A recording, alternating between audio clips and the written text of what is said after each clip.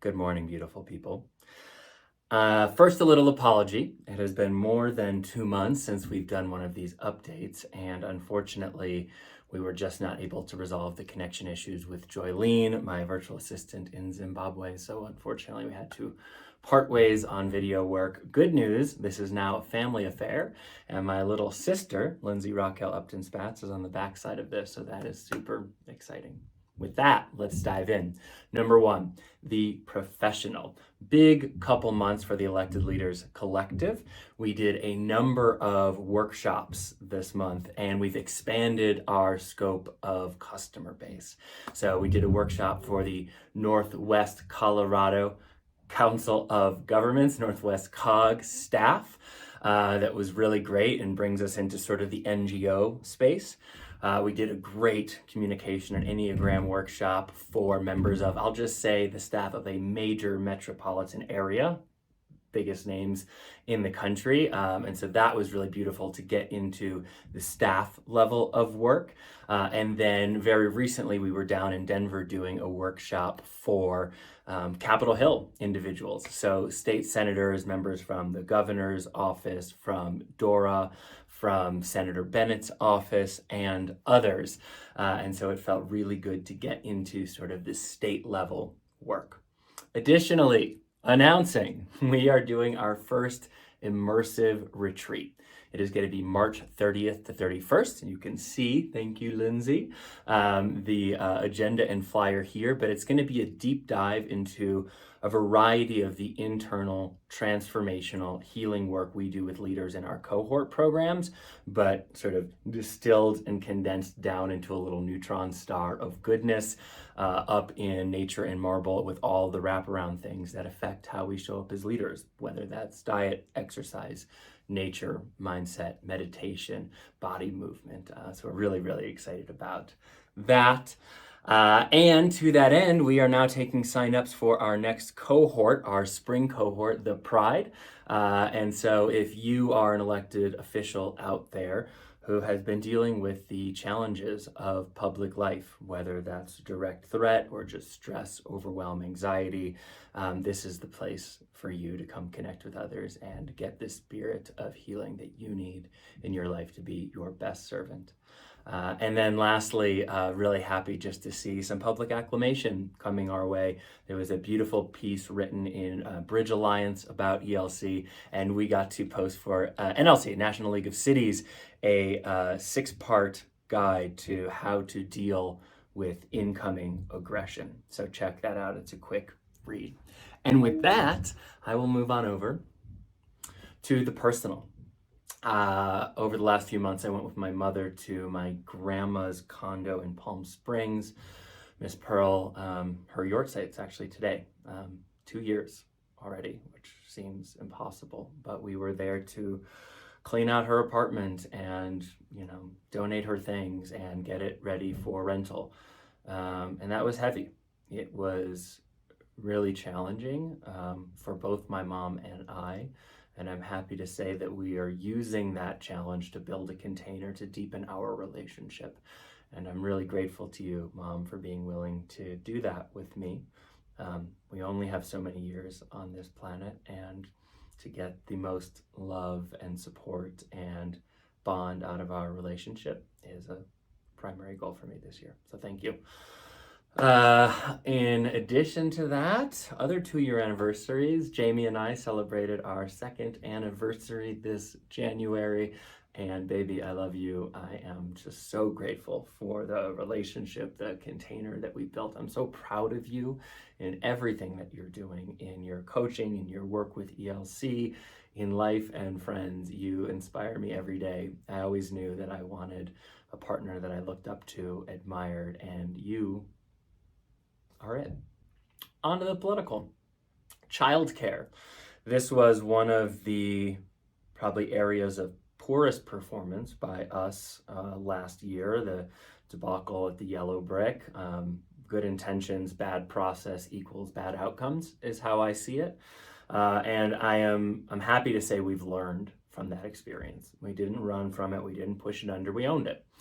And we have revamped our childcare goal, kept it top of mind, but have really put new funds into training of new people, attracting of new people, not just building new facility, but getting more in partnership with CMC. The yellow brick is filled again, getting more out of that. So we're going to be delivering higher quality, better capacity, better staff retention, and we are making historic investments in the people behind childcare that we have never done before, and almost no communities out there do.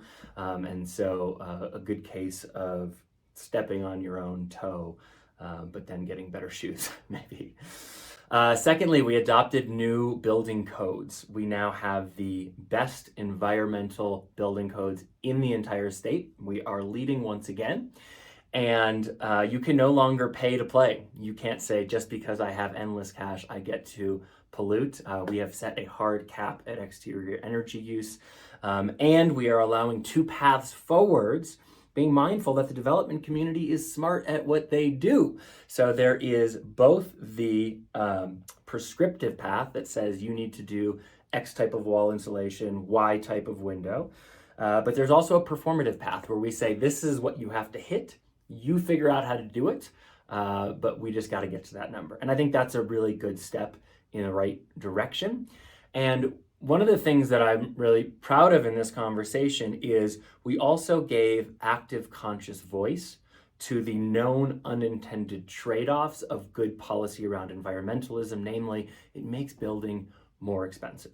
And when things get more expensive, we are artificially increasing the cost of things like trailer park units or micro units or small businesses. And then, that makes our goals of affordable business and affordable living more challenging. And so we gave voice to that and recognized that.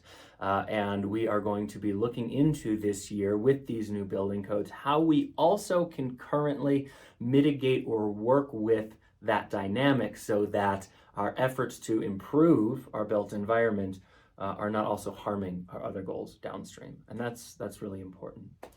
To that end of good policy with unintended consequences, we have done our work plan for our community development office this year. And at the top of that list is fixing the construction and approval process. We've all seen the empty holes around town. We all, not all, but many of us know how challenging it is to get a permit through the building department. And that's not the goal. Once we have determined in our zoning what we want, we should be able to deliver that as effectively, as streamlined, as painlessly as possible for the benefit of all. And so we've asked our community development to work with the development community, work with business owners, take ownership for our part because there's blame to go around everywhere in my observation, and come up with a new process so this doesn't happen anymore. And we can deliver things the community needs when it needs them. And that's big progress. Last thing I'm going to touch on with you today is it is election season. As you may be aware, the election is March 7th. Ballots go out by mail on February the 14th. So voting effectively starts on the 18th, which is really just around the corner. Local elections maybe can draw less people, but I can tell you they matter more to the outcomes of our community than any presidential election. So you should go out and vote. Please check out my campaign website, skippyforaspen.com. Other candidates, Bill Guth, Sam Rose, Tori, and Tracy Sutton, all have websites up as well. And just to give you a brief thumbnail, I made a conscious decision early on. I was far more interested in moving the conversation than winning. We have an incredible legacy we stand on. We did not get here accidentally, but the truth is, for our biggest problems, whether it's housing or affordable business or traffic, we are living within 1980s architectures that were designed to respond to those problems, and they are no longer working. They're at the end of their usable life. We need bold, new types of policy to get us to the same goals that we've always had. And so I'm pushing specific big policy to get us there. It's not perfect. It's intended to start a conversation, because what ultimately emerges will be the result of our actions.